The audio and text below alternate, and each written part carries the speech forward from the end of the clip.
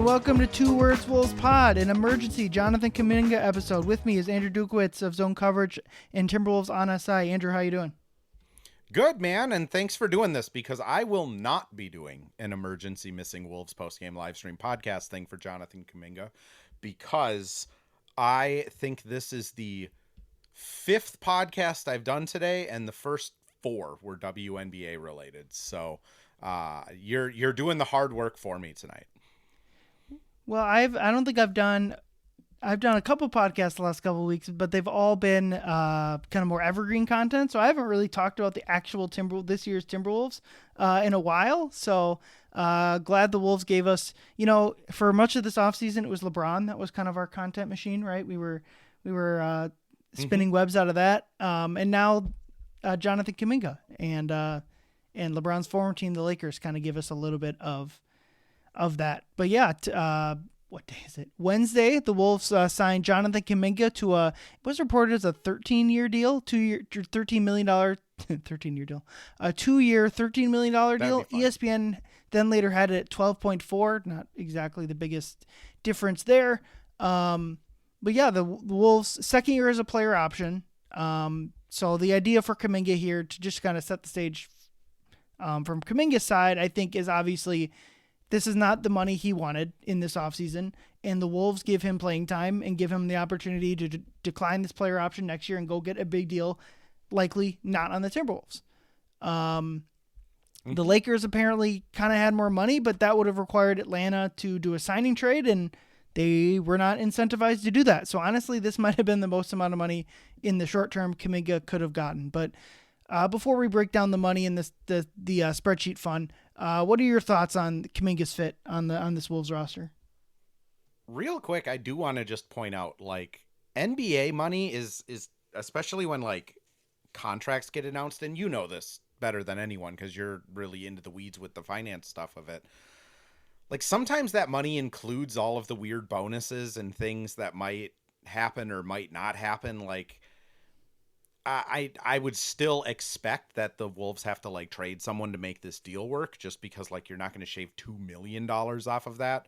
But I do think, going from 13 million to 12.4, maybe it drops a little bit more. I mean, the other thing I would just say is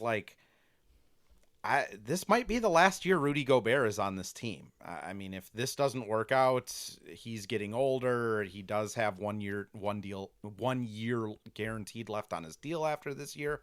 There is a world where Baron J looks good and Kuminga fits with the system, and they just flip Gobert and re-sign Kuminga. Basketball fit wise, going to be honest, that Tim Connelly kind of tipped his hand a little bit, saying that he wanted a low usage guy that can do things without the ball on offense. I think Kuminga is that. I mean, he's averaged under 10 shots last year and in his career. 85% of his shots either come from at the short at the rim range or from three.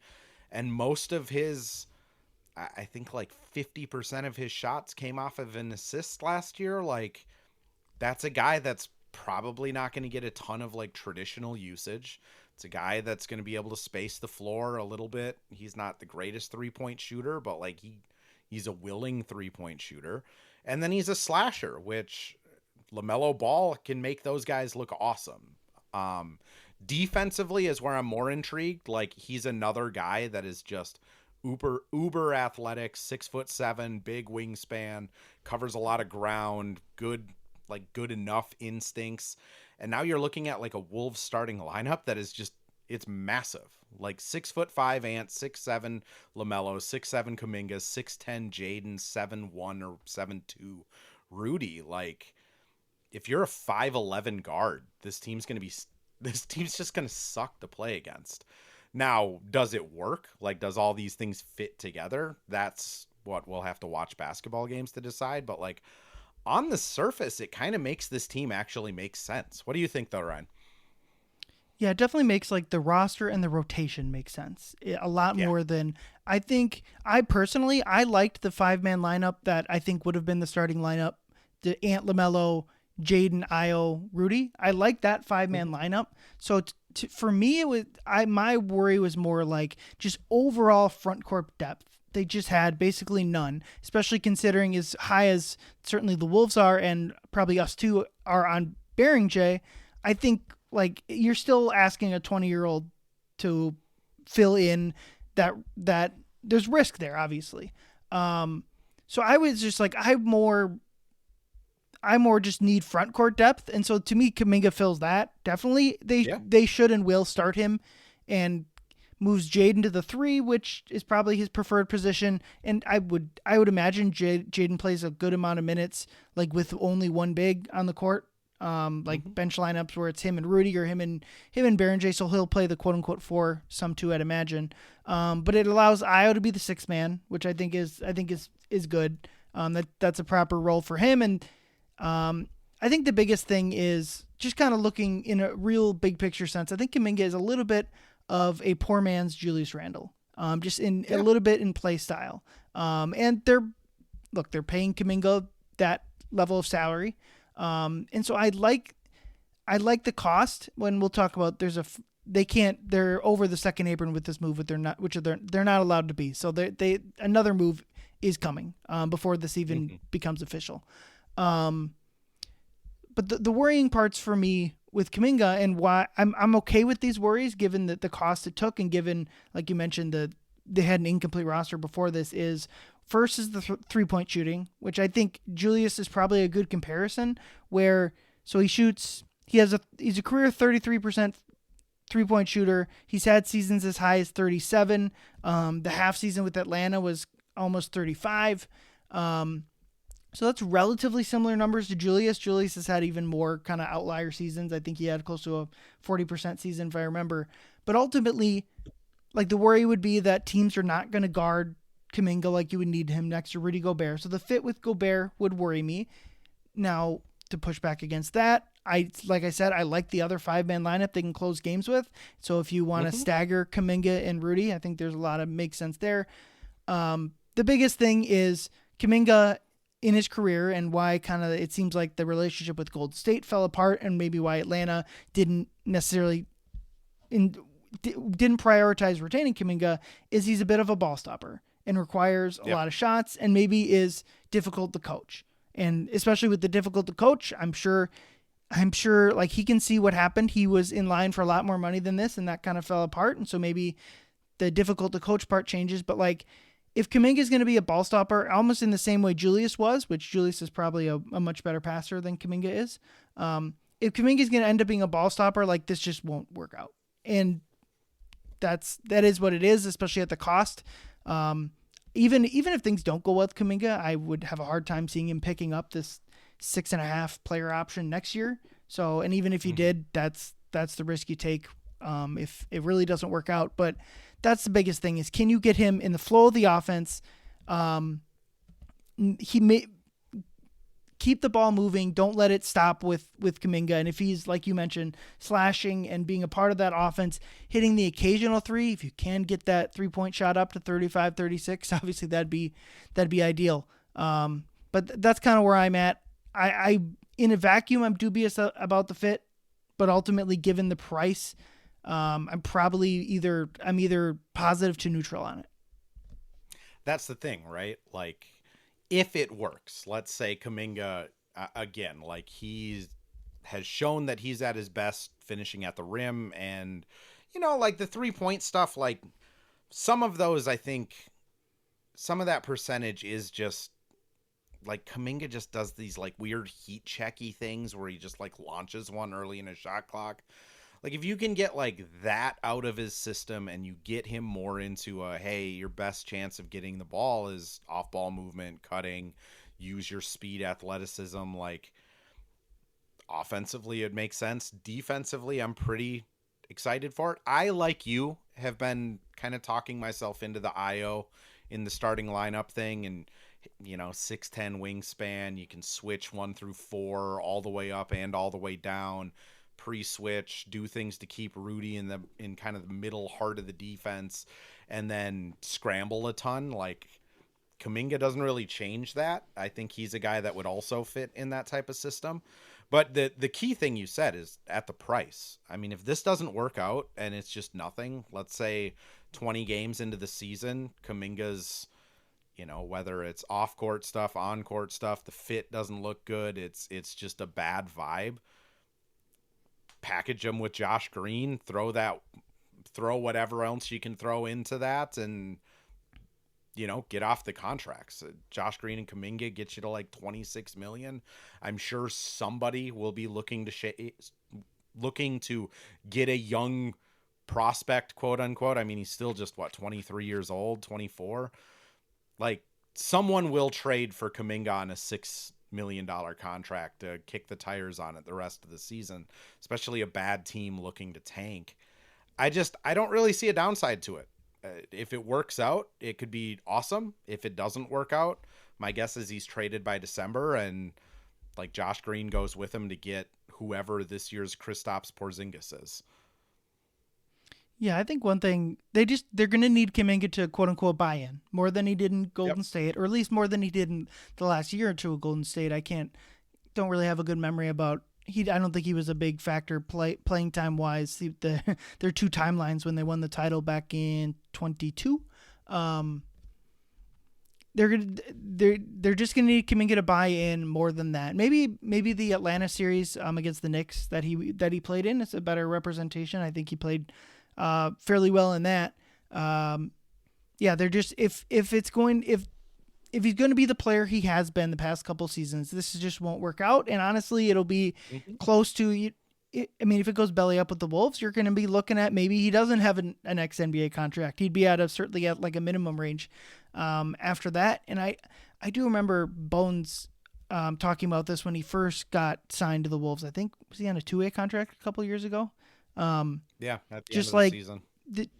The idea of like I think for a lot of these players, it comes a time you see like, okay, my NBA future is on the line here. It's not like I'm fighting for a contract. No, I'm fighting for whether I'm going to be playing basketball in the States or in Europe or elsewhere next year.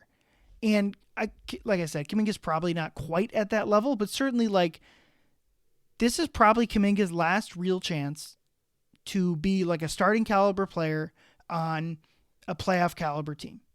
If things go really, really bad with the Wolves, like it did with Golden State and to a lesser extent Atlanta, like I don't know what his future would look like. And so I think there's a little bit of that. Humbling is probably is a step too far. That's kind of I almost feel gross using that type of word because I'm sure he's a much smarter person than. Yeah, you know what I mean? I do think. I flunked out of my first run at college, and then I went to nursing school. Like, I probably am not as successful in nursing school if I didn't flunk out of business school. Like, I do think there is something to, like, things I've heard from Golden State just since he has signed in the last 3 hours was that he was not very interested in listening towards his end of his Golden State career. Atlanta goes there, has a chance, and they didn't really make an effort to re-sign him. I mean, Atlanta obviously could have paid him $6 million. I don't think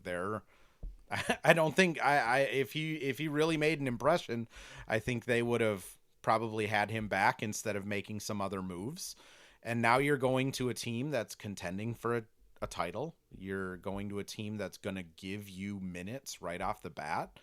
And if it doesn't work out, I mean, honestly, he's probably gone by December or January, and then you're on your fourth team in 2 years. And if it doesn't go well in Brooklyn or Milwaukee or wherever he would get traded to before the deadline, you're right. He's probably playing in Europe. And I would assume, I think a guy like Bones is someone that is good to have around Kuminga because I think Bones, Denver goes to LA, gets cut, figures it out here. I think that's a guy that can at least hopefully get through to him a little bit. The other thing is just I have a lot of faith in this coaching staff and general management with these type of guys. Like, you look at everyone from like James Flight White to Kelly McCourty to Pablo to there's a lot of dudes that just had to grind their entire career, whether it's in Europe or the NBA. And those guys, I do think, carry a little bit of weight of like, hey, young kid, don't screw this up, which unfortunately it's all on Kuminga. like you said, if he doesn't buy in and it doesn't go well, I don't think there's going to be a lot of fingers to point at other than, it just didn't work out for him, and it probably will fall on him being the reason. But I'm just optimistic, and maybe that changes 5 games into the season, but it just seems like a really good low risk, high ceiling type of player. And again, if it doesn't work out, you just trade him. Someone in January will say, give us Jonathan Kuminga for 3 months while we're tanking so we can see if there's anything there. Yeah, I mean, I don't think he'd have, if it's not working out with Minnesota, he wouldn't have a ton of value. If it was like, if he was still a serviceable player but just not quite working out, then he's tradable because like teams would be confident he would decline this player option. And you could, like you said, a tanking team that has a half quality decent player that the Wolves would want, like on a, I don't know. Yeah, you're right. He'd be tradable. I think the upside is huge. If this works out and Kuminga finally, basically for the first time in his career, or at least for the first time since his early years in Golden State, really connects all of his potential with a lower usage rate than previously, and all the stuff we talked about. This is a home run trade that might, like in the 99th percentile outcome, might make the Wolves like really true championship contenders, where certainly in years past they've been a good step or two behind Oklahoma City and San Antonio. That is the high side for this, and we've mentioned the low side too, and maybe even the more likely path that like there's a reason he was available at this number. There's a reason that Golden State moved on. There's a reason that Atlanta moved on. Is that we've already talked about it. And so I think that's the risk. And if that doesn't come together, I've seen online like just skepticism that the Wolves pivot away from Julius Randle specifically, and obviously Naz Reid goes out in the trade. The pivot from those two guys to LaMelo Ball and Jonathan Kuminga of all people, I've seen skepticism on that. And from the outside looking in, like I think that's fair. Like the guys they've traded for or acquired this offseason, specifically Ball and Kuminga, are going to need to be different guys than they've been. And I think one thing that's probably like, look, we're just podcasters. Of course, everything we're saying, the front office and Tim Connolly is at least aware of, or like I doubt there's like just complete blinders about this stuff. So to hear through John Krasinski's reporting that they've been meeting with him in person, Connolly went to go meet with Kuminga in person and talk to him and talked about what I'm sure they promised him some sort of role, but like, I think there had to have been some inkling from Kuminga's side that he would be willing to take a bigger role than anywhere else, but a smaller role than he's had at previous stops. Absolutely. And I like that you brought and kind of looped LaMelo into this too, because like if it's 2022 LaMelo Ball, that's not good for the Wolves. If it's 2024 Jonathan Kuminga, that's not good for the Wolves. But like one thing that and you've been covering the team a little bit longer than I have, like one thing we've kind of seen is that like Chris Finch gets buy-in from these guys. It might be weird. It might be, moodiness or not following the game plan at times. But like when push comes to shove, everyone in that locker room, I think, would probably take a bullet for Chris at some point. Io talked about the culture and Chris being a big reason of coming back. Ant talks about him like he's his father. Jaden loves the guy. I do think if there's a coach, maybe outside of like Spoelstra, I think Chris Finch has the best chance to get these two guys to buy in and kind of row in the same direction. That being said, like it is a risk. I think the LaMelo part of it is a little bit more of a risk than the Kuminga part of it, just because the money that's tied up to it, and you traded kind of your last of your assets to pull off that move. But again, like if they get this to work out, you're talking about a defense that, if you include Io, Dante when he eventually comes back, and TJ, like if things work out, you have 7 wing defenders that can theoretically guard multiple positions. You have Rudy and Johan that theoretically are going to be able to guard the rim really well. And then on offense, it's going to be fun. Like, Kuminga's going to have some like insane fast break dunks. The Ant, Jaden, Kuminga, LaMelo lineup where it's just speed, length, and like driving ability is going to be a ton of fun. I think it's just, can they harness all of the chaos? Which that's the question. I think a lot of it's going to be on Finch. I think this is an opportunity where he is going to be able to say, "Hey, look what I can do. This is the Chris Finch offense I've been telling you guys about for years, and look at how I got them to buy in." I do think a lot of it's on Ant too. I do think this season a lot of it hinges on Ant being more of a consistent leader off the court and inspiring that buy-in, which you get rid of Julius, you get rid of Nas, like Ant and Jaden are the longest tenured dudes now. They kind of have to show that leadership, or else if they don't, then what the heck are you doing, right? Like, why are we attaching our saddle to these guys? Which, again, it's going to make it a hell of a season to cover. Yeah, I think to me, it's like it's time to like put up or shut up with this roster. And it's not to say they have to go and win the title, but like, I mean, it was probably too late for this anyway, but like, no more in November or December talking about like the doldrums of the season. No more waiting for the playoffs. Like, that can't happen. If this team does that because of like all the changes that have happened, they'll be in real trouble. I guess they could, after 6th in the West, they could probably screw around and get 6th again. But like we've seen, that's not good enough. Like, if you're the 6th seed again, you're just not going to be good enough. That first round series on the road is going to be really, really tough, and you're going to have to go through both Oklahoma City and San Antonio, and you didn't get the reps you needed during the regular season. Like, you have to, it's not even that you have to get a certain seed. You have to prove who you are during the regular season. So for Ant, that's like taking things game in, game out more seriously, because there's a lot of change and a lot of stuff that just rotations and all that stuff that's going to need to figure out who works well with LaMelo, how to get Kuminga acclimated. It takes time for people to get used to playing with Rudy. Like, that's going to take time. And from the coaching staff, I think a lot of times these past 2 seasons, it was kind of shocking. You'd go down the stretch of the game. Randall was clearly not one of their best 5 players, but they would put Julius in pretty much every time down the stretch of the game. And it's not like Finch had any problem sitting Rudy. It's not like Finch had any problem sitting Cat in the past.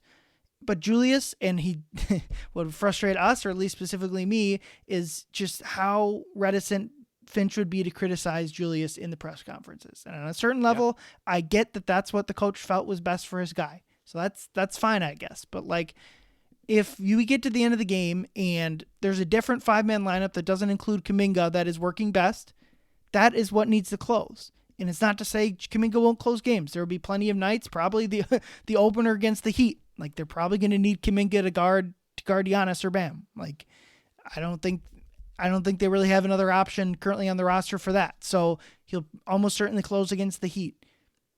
But on different nights, get teams that play small, that you can get away with Jaden at the 4, and he's still like bigger than whoever the other team's 4 that's running out there, and you want more scoring or whatever with Io in there. Like, that's what needs to happen.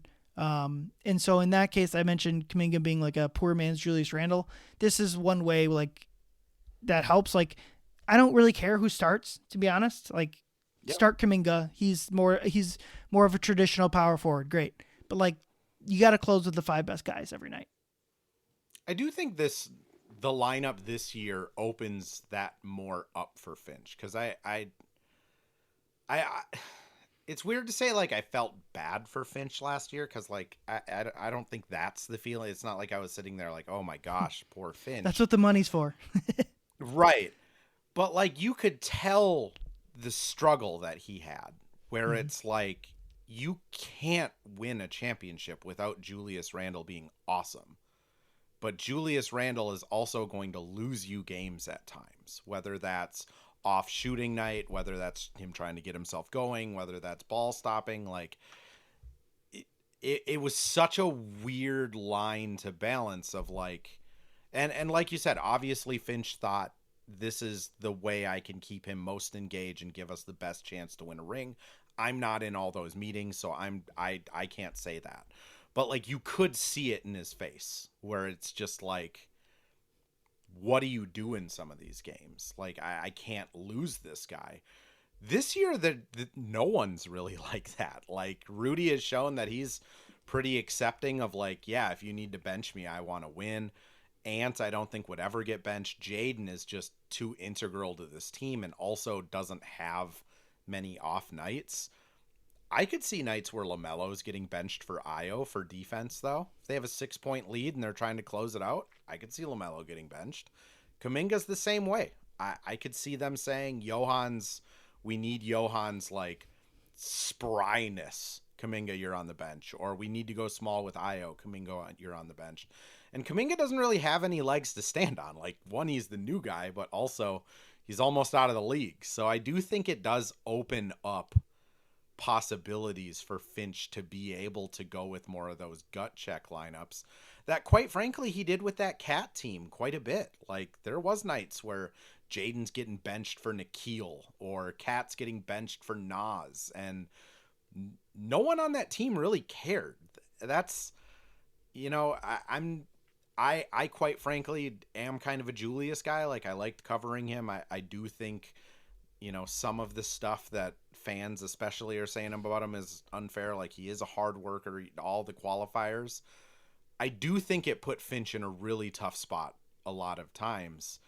And this is his chance now, right? Like, you got the players that theoretically are going to work in a Chris Finch, Golden State hybrid, beautiful game, all the things that he kind of talks about and that we saw in New Orleans and Houston and Denver and all of these other places.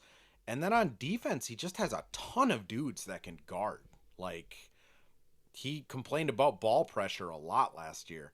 This year, ball pressure outside of LaMelo Ball, even Bones does a good job pressing. He's not necessarily good, but like, he tries really hard. Like, if Josh Green's on this team, he was Charlotte's main attack defender last year. Ant, Jaden both can do it. Io is exceptional. Kuminga can guard on ball. Like, this is really, and I set all of this up to say, like, if it doesn't work this year, kind of as you alluded to, like, if they're a 6 seed, it's probably Finch that's next. And I don't think that would be unfair, especially if it's another 6 seed or a first round exit that's uninspiring. Like, it probably goes on to Finch then, because it's, at this point, it's kind of like we gave you everything that you need to do what you do. Yeah, and it sounds like Finch was on board on this. I think, like I mentioned, Krasinski's reporting that Finch had met with Kuminga as well, because that'll be the next big step is fostering that relationship. Yeah, you mentioned like benching Rudy. I do think he can be prickly about that, but only when he feels like he's like unfairly targeted, which we caught in the middle of last season when he mentioned accountability. Like, I think he gets frustrated when he felt like, he didn't name Julius well, I think he was talking about Ant Julius, in my opinion. He didn't say that. He might as well named him. We all knew. Yeah. And I think when that quote came out, I remember people specifically talking about Julius, and I'm like, I mean, for sure, but like, I think Ant was just as much a part of that. Like, Rudy felt like, look, he said, I'm paraphrasing, but like, if I'm not playing well, bench me. But like, you gotta bench other people too. And Julius is obviously the main guy with that. And so I think if you talk about Cat, Leo and I did a podcast on Game 1 of the Sun series, but from 2024, and Cat was obviously really good in that series guarding KD, but in Game 1 he only played like 36 minutes because they just didn't have a matchup for Cat with Durant at the 4, and that was fine, and Cat was awesome in that series. And so it's just going to have to be that way. If there's games where it's like, why is Kuminga closing this game? This is not like that. That can't happen. Obviously, like, sometimes it's just a disagreement with the coach between the media. Like, that's completely fine. But like, It can't be because of what they've promised him. That would be where things start to get dicey. $6 million though. Like I would be. I again going back to how we started this of just like. I don't think they're going to be afraid to bench the $6 million guy that's 23, which if it's consistently Kuminga stinking it up and then finishing games, then I think we have a right to ask Finch about it, and hopefully he's more blunt in his assessment on Kuminga than he was on Randall at times. But at the same time, like, I don't know, I just sitting here on August 26th have some hope that this I honestly think, like, if things work, this is a team that is kind of set up now to beat a San Antonio or Oklahoma City. Ton of wing defenders, ton of length, just relentless people that you can throw one after another, even if someone gets in foul trouble. I mean, Kuminga can guard the Stephon Castles or the Dylan Harpers, and, like, he can also guard up. Like, this is a team that I can see the vision of what they're building, which before this Kuminga signing, I think I was talking myself into more of the vision of, like, play small, fast, length, like, go for it. With the Kuminga one, it's like, okay, now, Io's first off the bench. Johan's your post off the bench. Bones is probably still getting some point minutes off the bench. TJ, Jalen, and Josh Green are going to be fighting for that 9 spot. And then when Dante comes back, it's like, let's ride. It just, the pecking order now makes sense. Absolutely. Well, you mentioned Josh Green, and that's where I'm gonna slide us into the next segment, which is the finances of this.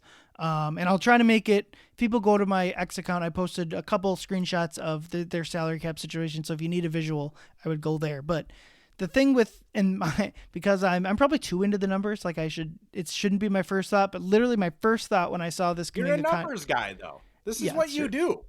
The first thought, my buddy, I was talking with my buddy, and he said, "Oh, I think the Wolves just signed Kuminga," and I immediately punched in Twitter to confirm. I'm like, "Yep, that's correct." And I saw 2 years, 12, or Sham said 13 million. I'm like, the Wolves don't have salary cap space to do that. Mm-hmm. So the Wolves cannot go over to the second apron. Now it's for 2 reasons. Because they aggregated salaries, they traded 2 players out in one transaction because they combined the Julius Randle and Naz Reid for LaMelo trades. But also Kuminga is now in the taxpayer mid-level exception, the $6 million. That also hard caps you. You cannot, it's not a money thing. It's not owners being cheap thing. They are not allowed by rule to go over the second apron. So my immediate first thought is, okay, how are they going to get under this? And my first thought was, well, trading Josh Green. I don't think Green is a bad player, but certainly overpaid at $14.7 million. But the problem with that is the Wolves don't have basically a single draft pick to trade. Certainly no first round picks. And the 1 second round pick they have is top 50 protected. There's a reason why that's the one they have left, because Charlotte wasn't interested in it. Basically, it doesn't really have fungible value. So the other option would be attaching a player asset to Green's salary to shave money. The problem with that is, do the Wolves, and I think Shannon is probably the player that makes the most sense there. Do the Wolves want to punt on Shannon to do that? Seems tough, as well as just finding the player contract to come back isn't easy either. They could just trade Green straight up. Point in the season. At this point in the season, finding a team that's not going to hard cap themselves, not shift into a different apron level, and have the available space to take back a Josh Green and Terrence Shannon and then send back something that's $2 or $3 million less than those two combined. That's a tall order, right? Yep, for sure. And so you could just try to trade Green by himself, but for another team to take it, I think you would have to take on future money. So Green makes 14.7, someone that makes, just for example, 2 for 20. So they make 10 this year and next year. That player probably isn't worth that money either. And so do you want to staple a bad $10 million contract to your next year's books? I don't know. What I think is most likely going to happen, unless they can find one of these trades we've talked about for Green, is they're going to waive and stretch him. That is what I would guess happens personally. Because, like I mentioned, to me, if you're just going to take in future money for a bad contract, might as well just have the dead money and now you have a full open roster spot. So what that would look like is the deadline for this is Saturday, by the way. So if they do waive and stretch Green, we'll know fairly quick. You take this $14.7 million salary and Green will no longer be on the team, and you waive it over, or you extend it over the next 3 seasons. So this upcoming season plus 2 more, which puts you at just under $4.9 million in dead money. Now, that is, if I can do quick math, as a percentage of the salary cap of next year's salary cap is,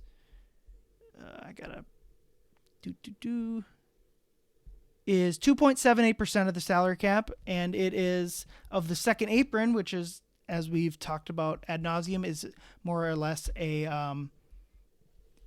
hard cap. It's an even smaller percentage of that. It's less than 2% of the second apron. So, is having $4.9 million of dead money on your books good? No, it's not. It's not like what the Bucks have with Damian Lillard.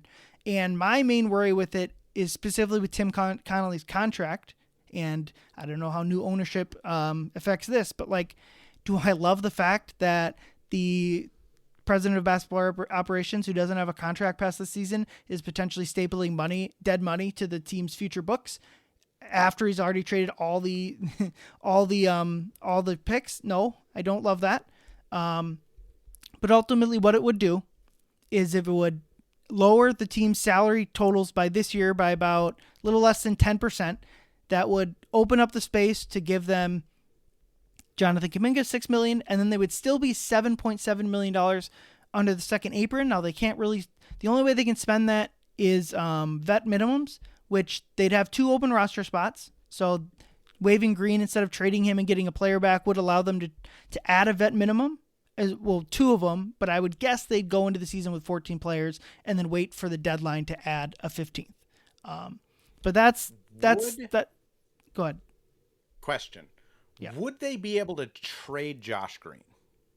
Because he gets traded here from Charlotte. That deal is finalized. Do they still have like time to trade him? Or is it now the 60-day no trade thing that the NBA has? Thank you for that. I just don't know enough about. I am so into Lynx regular season that I don't know if if you get like a month or 30 days or 2 weeks, or if since that deal is finalized, he is now just on the team unless they waive and stretch him. Yes. So the 60 days is, I believe, they can trade him now, I believe, but they cannot attach a salary. So my suggestion of trading Shannon along with him would not be legal for 60 days after the original trade, which I believe is sometime in September, which would be after the waive and stretch deadline. And you would not be able to sign Kuminga because you're hard capped. It's not like you can sign Kuminga and then make this trade and get under. No, you are not legally allowed to sign Kuminga to this contract until you get the requisite second apron space. It's not like with free agency where you can kind of have pending deals or whatever.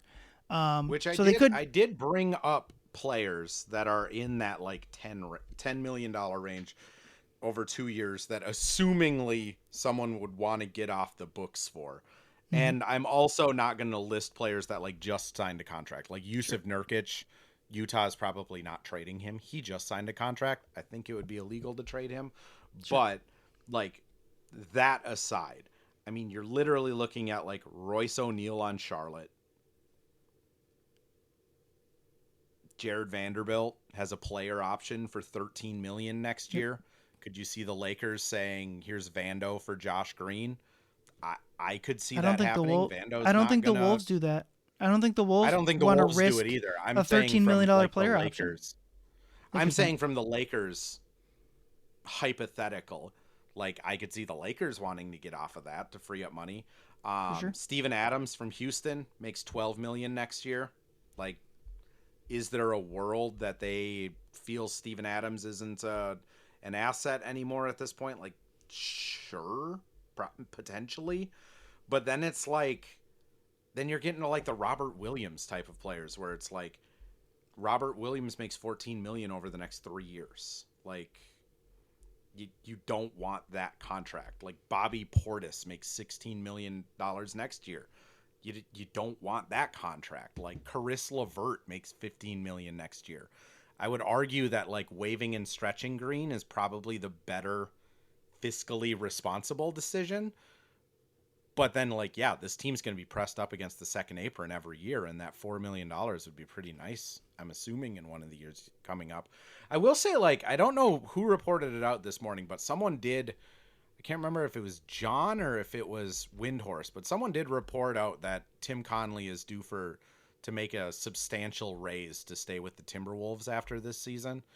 No one, like, said official money numbers or anything like that, but it I got the impression that he's going to be sticking around on a pretty big deal.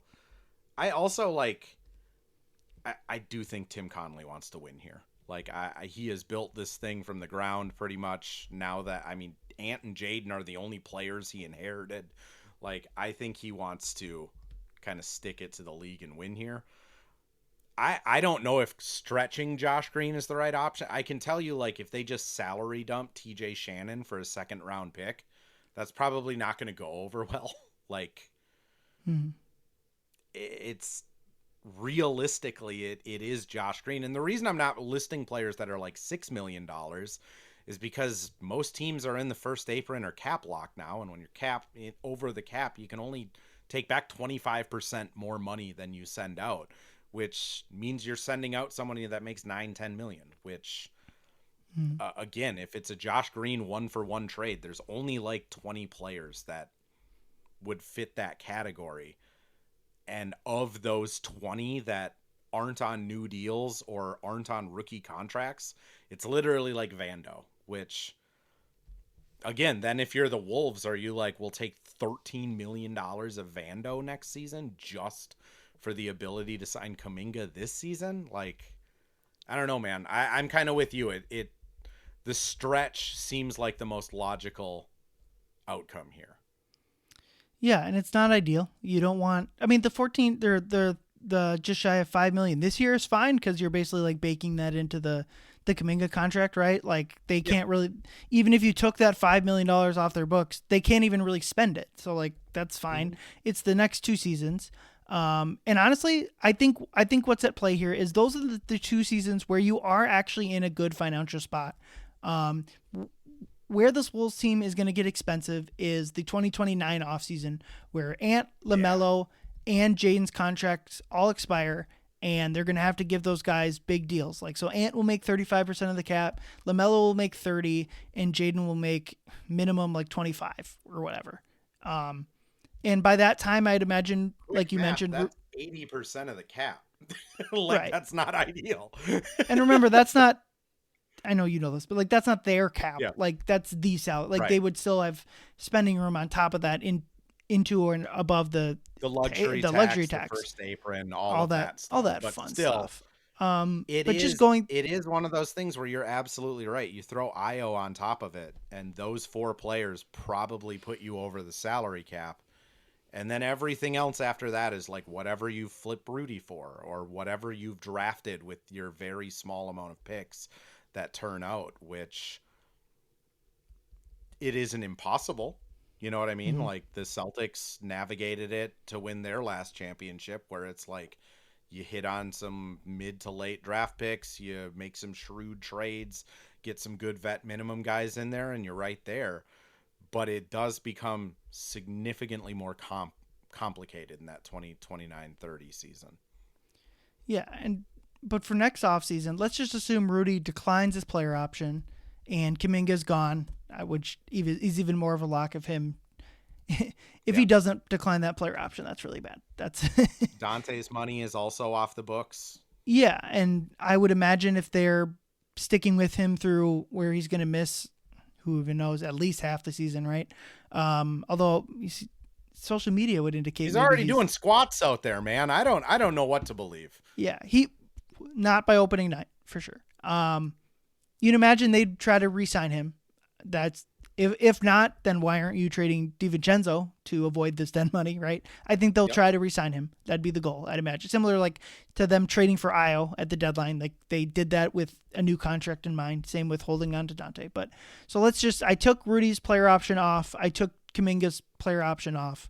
The Wolves would be $70 million below the second apron and $48 million below the luxury tax. And obviously they need to replace Gobert in some form, and they're re-signing Dante, but like the Wolves are in a really good financial spot for these next 2 seasons after this one. So that $5 million just shy of it in dead money isn't, I already mentioned, is not going to be that disastrous. It's not great. I mean, but like I mentioned, like for this year, if you just take that dead money off, the Wolves can't, because of all the restrictions, they wouldn't just be able to give someone that extra money. No, they can't just give it to Kuminga in this case because they don't have the exception room. So I think, I mean, ideally, if you can find a Josh Green partner, like if someone for whatever reason wanted a top 50 protected second round pick to trade Josh Green for their expiring contract that makes $10 million instead of 14, obviously you do that and you'd avoid the dead money. But I really feel like this is going to be the way to go so that you can keep Dante, you keep Terrence, you keep your non-existent draft capital. I think that'll be the way. And like you mentioned, it is Windhorse that had the reporting you referred to.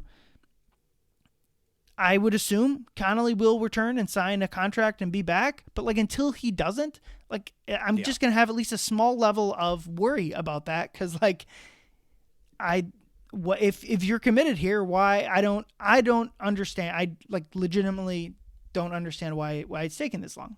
So yeah, I mean, I'll say like Tim Connolly, I've said it with Fee all season. Like if I was a free agent or I had leverage to even squeeze a little bit more out of a billionaire, like I would do it. If I'm Nafisa Collier, I'm going on 15 private jets to 15 different cities and getting 15 steak dinners and 15 wine and dines.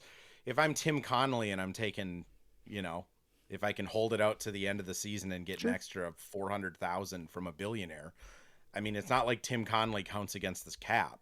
I would certainly do it. I just think, you lay it out of the financial side of it, and it's like, $5 million. You'd much rather not have to pay someone $5 million than not play basketball, but significantly worse things could happen. I mean, I guess I would rather I would get, without like reporting on it, just like the general sense I get from the organization is they're really high on TJ. Like they talk about him a lot. He's always around. They really like Jalen Clark. I would assume they would like to keep those guys as like in-home developed players that are on small contracts versus just dumping one of them to, sign a guy that's probably leaving after this year. But yeah, it's going to be interesting. I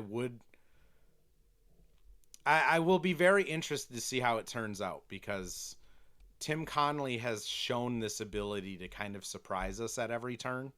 I mean, the D'Angelo Russell trade is still the one that will always stand in my mind, where he just turns a guy that's kind of a negative asset into Mike Conley, who might honestly be one of the best point guards in franchise history. Nikhil and a second. Who knows what he can get for Josh Green? Like maybe he does get an expiring $9 million player, and who knows, maybe he gets a second round pick out of it too. Like Tim and Matt are like a really competent front office. Yeah, and it's interesting you mentioned the D'Lo trade because I was my first inkling with Kuminga. I was like, Tim Connolly did not make the D'Lo trade, and you meant the second one. I was thinking, well, the first one where they trade Andrew Wiggins for D'Angelo Russell, they send out a first round pick in that. And who is that first round pick that Golden State got in that trade? It's none other than Jonathan Kuminga. So the Wolves are, especially with Josh Green currently, well, actually, likely Green and Kuminga will never be on the same roster at the same time. We already went over that. But The Wolves are loaded up with the 2020 draft class. Ant, LaMelo, Jaden, Josh Green, like Kuminga. And there, I feel like there's even one more person that I'm leaving out. Is Io 2020 draft class? No. Io's not. No. Deuce McBride though. He was the other, or Deuce McBride? Was it Deuce McBride that was the second round pick in the Wiggins trade? It was someone that played on New York recently. I was thinking Moses Moody, but that wasn't. He wasn't involved in that trade. Yeah, the 2020 draft class, they're going all in with it. Yep. Which I mean, there's worse draft classes to go all in with. I'd much rather have, Ant and LaMelo than Risha Shea and Alexander Sarr. Yeah, and the other thing with the if they do decide to waive Josh Green, waive and stretch, like I mentioned, they'd have 2 open roster spots, and we're like right now they can't. They really need to play with 14 because they're like so up against the apron. Well, they'd have a lot of space, and they could sign 2 vet minimums to that. And really, if Trey Lyles doesn't work out by his guarantee date on his salary is January, they could waive Trey Lyles, and they'd open up another roster spot. So the Wolves, I think, before this, assuming this Josh Green wave and stretch is the path it goes down, I was really worried about the Wolves' depth, obviously before Kuminga too. And this makes me feel a lot better about it. The front court depth is probably still more thin than you like, but if they can add a vet minimum, a big, preferably in my mind, to that makes me feel a lot better. And you're going to have open roster spots and enough space to add at the deadline a little bit of salary, or a little bit of. You could add another vet minimum, whether it's a buyout or just I don't know what that would look like, but. You could probably trade Trey Lyles at that point if you really wanted to, and have the other team decline the guarantee date on his contract. But yeah, I think that's the other thing is it opened up vet minimums, which we saw with obviously Mike was on the roster, but like those type of guys are Mike Conley and Kyle Anderson, who were far from worthless down the stretch of last season. Those guys provided value, and especially with Mike, I'm surprised both of those guys are not on the team anymore. But so that'd be the other thing is you do open up roster spots, which look, they got Kuminga to come here, who obviously they lost out on the LeBron sweepstakes, but like this would be a destination for buyout free agency, you'd imagine. Yeah. And you mentioned the Josh Green. I mean, again, if they're paying him, what would it be? $5 million this year? In a wave and stretch situation. Yeah. 4.893 million is the number. So 4.9, you got Kuminga, what they say, 2 for 12.6 or 12.4. 6064 would be the starting number. Yes. 6. I mean, yeah, that gives you almost 5 million under the cap, 6 million under the cap to go out and sign another person. Like any vet minimum that's still out there, which there's not a ton, but like Kelly Olynyk, Bismack Biyombo, like there's bigs out there that have been in the league. There's probably a Plumlee that's unemployed somewhere. Like there's guys out there that I think would be like valuable locker room guys that could be on, the team that you'd feel okay playing in a pinch. I will say though, the thing that still worries me about this team is the age. Like I know Finch and Tim will both sit there and tell you like Ant and Jaden have had so many playoff reps, they're wise beyond their years. They'll say, talk about LaMelo's maturity and how he's had to grow up, and they'll talk about Dante being a leader in the locker room, and Rudy's going to be 34 this season. Like I understand they have in-house old people and old souls, but like there's a lot of guys under 26 in that locker room. And I do think it would be beneficial to bring in a guy like a Bismack that has been all over the league and has fought and clawed for his entire career, or a Kelly Olynyk who has been in big games, big moments, big playoff series. Plumlee, who similarly has been everywhere. Like I do think there is a value to that. I mean, Finch, how many times did Finch talk about Joe last year and say that it's about having like the right vets on your bench? I do think they need something in that old man backup fifth big on the roster type of position, which maybe that's Trey Lyles. I mean, he's 30. That is technically a vet. He's had, you factor in the Spanish season last year, he's played, 10, 11 years professionally. But I don't think I've really ever heard like Trey Lyles as bringing like a veteran presence to a team, which maybe that changes now. But it is, that is something that I am still a little anxious about, admittedly. Yeah, rightfully so. I agree with you, and I think, kind of as I've pointed out, like it's time for Ant to fill a lot of that role. Obviously, he's not like Yep. the old vet in that kind of old, like certainly not like the Mike Conley way or whatever, Joe Ingles way, but like a lot of that leadership, and hopefully what we've seen this offseason with him getting the team trip to France together. He was out at Jalen Clark's camp. Was that this week? Time is hard to remember. Like that type of stuff is good to see from Ant. He talked, I think it was Media Day last year, where he talked about like wanting to be at each other's camps, be at around those type of things. So it's good to see him back those words up. I just think it's like, in pretty much, this is probably true, like as much as we've done an hour on Kuminga and the spreadsheets, but like so much of this is going to be determined by what level of player Anthony Edwards can get to. And obviously even his floor is incredibly high. We even, like, he was terribly injured in that San Antonio series and was still fairly productive. But like I know like the player rankings are dumb and stuff, but like I really like, if Ant is Dwayne Wade in that level of Hall of Famer, like the Wolves will be in title contenders. If Ant is simply like on the level of what's even like Paul George, like they're like a surefire Hall of Famer, but not that, like they're not gonna be able to get there. And I obviously believe in the first comp more than the second one, but like so much of what this is going to be determined on Ant and to a lesser extent LaMelo, like what level those guys can get to. And so it's, at least this Kuminga thing is nice to have a competent roster that makes sense around them, to let them sink or swim. And if it doesn't work out, then at least it wasn't the missing power forward that was the problem. Completely agree. And to go with your early 2000s reference, like there's just so many, like Dwayne Wade versus Steve Francis.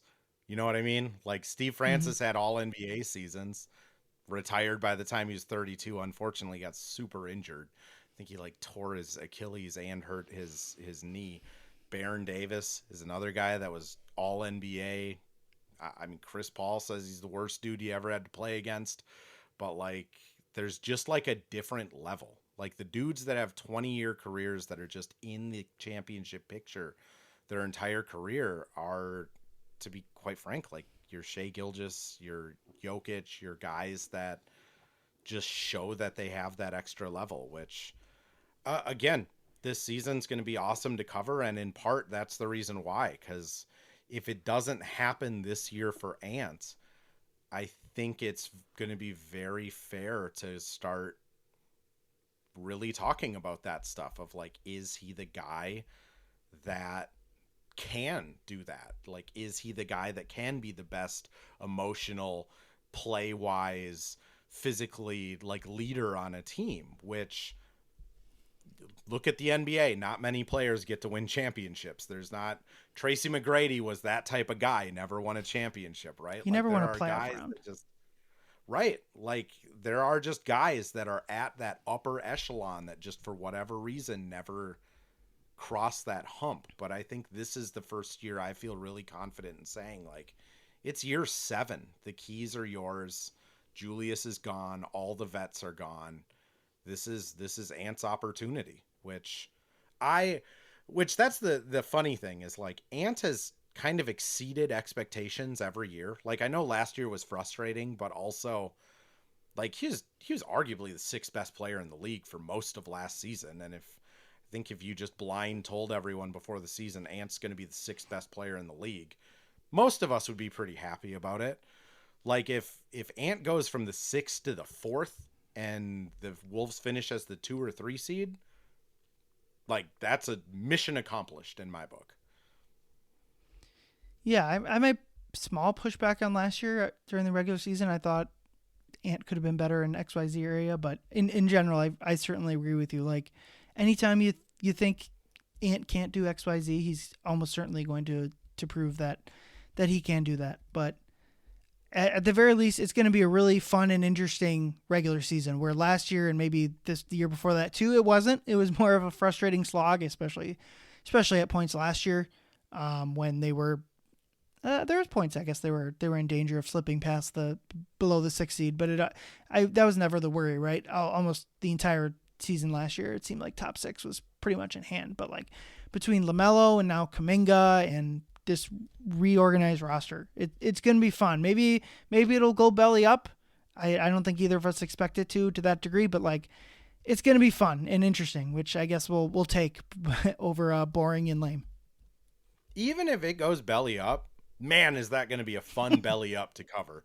Like if it goes pear-shaped and it's just terrible, it's going to be fun. Like you have LaMelo Ant on a pear-shaped team. That's, I don't know, I'll find joy and entertainment in that.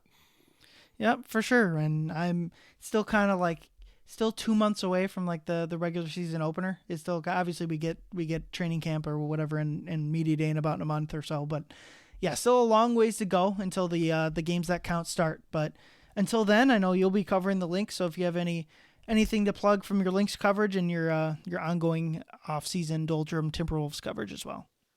Oh gosh, well, Timberwolves coverage, most of it is over on SI now, where you also write, as well as the Blog Boy Dream Team of Andrew Carlson, young Chuck Walton, and Ben Beacon. Lynx coverage, most of my features are still over at Zone Coverage. On the Lynx side, have the Missing Lynx post-game live stream podcast thing. We go live after every game. I've been doing more bonus episodes. Sloan Martin, the play-by-play, Britt Robson, who writes Wolves stuff for MinPost but covers the Lynx for Racket, has joined me this week. And then on the Wolves, I'll be honest, I'm slowly ramping up. I plan to kind of do one pod a week until training camp starts. Dane Moore joined me this week to kind of kick it off. Kyle Teige's joining me next week. Plan to just kind of have all the normal voices on there just to get back into the flow of it, because I mean, for people who haven't covered the Wolves or haven't covered the Lynx, and Ryan, I know we were talking about it, it seems like this summer took forever, but for people that have been in Lynx world, it's just been a blur. Like I literally feel like I was at Summer League a week ago, and it's been almost 2 months now. Yeah, hopefully the Lynx can bring home a title. I guess you're going to get like 2-week break here from them with the World Cup stuff, right? 17 days, and I plan to watch 0 of those World Cup games. So if anyone wants World Cup coverage, I don't know where you're going to get it, but it will not be from Andrew Dukowitz. I will say I do have some fun stuff planned for those weeks off, though. Sirit Soe from the Ringer WNBA show will be joining me. We're going to have kind of a recap where Elle, Mose, myself, Cassidy, and Terry listen to some of our preseason takes and kind of react to them on a live stream. Sloan Martin's joining me again. Noah Dalzell from WCLNS Boston is going to be joining me. We're going to have some fun like conversations, but it's going to be a lot more of laid back, less hard, intense study of FIBA games. Yeah, probably the way to go, and hopefully, or almost certainly, the Lynx magic number to clinch the 1 seed is 2. They need a pair, either if they go 1-4 and Golden State loses a single game, they clinch. So I think they can go 2-3 and 2-3 and get it home. And that's kind of my biggest thing. We don't need to talk about the Lynx too much. Is like the playoffs don't start for a month and a half, close, or maybe more like a full month, and they won't treat it like this. But like the minute they beat Golden State last week, they clinched the 1 seed basically, even losing to them this week. Like that, they clinched the tiebreaker, added so this break combined with, I don't know, really poor timed break. I would say leaving just 4 games until the end of the season. That's kind of insane. But the thing that's like, just to touch on that quick, because there's 7 people still listening to this at the hour and 4 minute mark. But like, how dare you? You know, every team in the league will have 4 games in 8 days after they come back from that, and then it goes into the playoffs. The Lynx will have the 1 seed clinched, so they don't really have a ton to play for. But the Lynx are oddly like really well set up in this space where it's like Fee, who has only been back for 11 games, she's going to be playing for Team USA. That is, however, 5 to 6 more games of competitive basketball. I'd assume she's playing 20, 25 minutes a night. Like, that's great for Fee. You look at their bench, without throwing out all the names, they have 5 players off of the bottom end of their bench that are going to be over in FIBA. All of those players can use the minutes, use the reps, getting into a rhythm before playoffs. And then the people that aren't going are like Kayla McBride, who's playing 34 minutes a game. I think it's like 33 minutes a game, but like she's 34 years old. She's going to go to Hawaii for a week. Like, that's awesome for her. Courtney Williams has been dealing with some foot stuff. Break's going to be awesome for her. Olivia Miles hasn't had a 2.5 week break from basketball since last September before the college season. This is going to be great for her. So the Lynx are in a way really well set up for this break. And then I'll be honest, just knowing Cheryl Reeve, like, they're going to come back and try and send a message to the Liberty and the Fever in their last 4 games and go into the playoffs rolling. But you look at some of these other teams and it's like the Mystics don't really have anyone going to FIBA. So it's just going to be the entire team off for 3 weeks. Valkyries have like over half of their roster going to play in FIBA. Like, some of these teams are going to have really weird breaks. Yeah, I think the biggest thing, like you mentioned, getting Olivia, Kayla, and Courtney not playing anything, relaxing, I think will be very good. Probably especially from Olivia's perspective, because she's, like you mentioned, she's been playing for however many months straight. That's what I thought about when Caitlin Clark originally first came into the league, especially because she had quadruple the media coverage or whatever it was on top of her last Iowa season. Like, it's like when she didn't, was there an international competition that next off season after a rookie year and she didn't get selected or didn't, maybe I'm just thinking USA, a rival that she hasn't. Yeah. It's like, did she want to do that? Like, I think she was probably good. It's a crazy schedule. Could you imagine if they did that in the NBA? Like, I think about it a lot with the WNBA during this time, because it's literally like the Gophers, like, training camp will be starting in probably like 2.5, 3 weeks. And then they play at least 1 or 2 games a week while being, in college. And Liv did graduate with a master's last year, so it's not like she was skipping classes. Like, you're playing multiple games a month every month from October, November, December, January, February into March. Then you go immediately into the WNBA combine, scouting visits, all of those things, individual team visits, get drafted in April, and then you get like a week and a half off and you're at WNBA training camp. Like, if the NBA did that, like, agents would be throwing a fit if that was the setup. Yeah, unfortunately, the WNBA doesn't quite work the same as the NBA now, does it? Maybe it should, nope. But it does not. But certainly Andrew, does not. Andrew, thank you for coming on.